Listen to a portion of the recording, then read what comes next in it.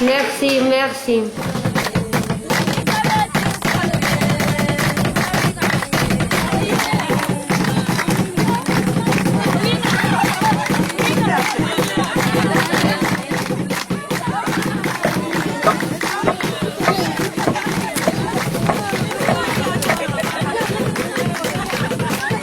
El proyecto de Penrec ha consistido, en primer lugar, en poner luz en el pueblo y sobre todo al lado de la escuela para que los niños puedan aprovecharla.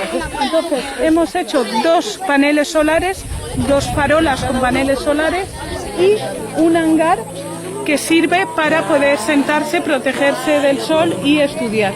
¿Por qué solares, Cristina? Porque aquí no hay electricidad y no hay ningún poste eléctrico, no hay nada en el pueblo, no hay ni agua ni electricidad y lo único que puede funcionar son paneles solares. Desde su instalación es una gran novedad y tiene muchísimo éxito en el pueblo.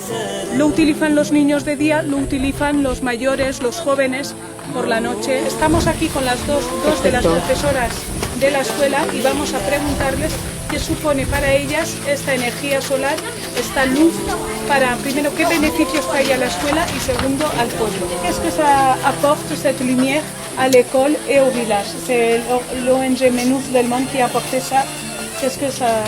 Quel est le bénéfice? Cette lumière a contribué à améliorer le niveau des élèves.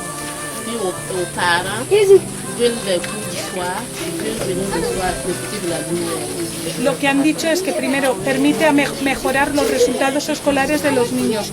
¿Por qué? Porque antes no tenían luz y la noche a partir de las 6-7 de la noche ya no estudian. Ahora pueden estudiar de noche y también la segunda profesora ha dicho que ayuda también a los padres, que pueden ayudarles a revisar y permite también a los jóvenes con exámenes más complicados de estudiar. La lumière nous permet d'étudier la nuit. Merci. Prévenir pour vous donner des cadeaux de la part de Menus del Monde. C'est l'ONG qui a mis la lumière à l'école, d'accord? Vous aimez ça?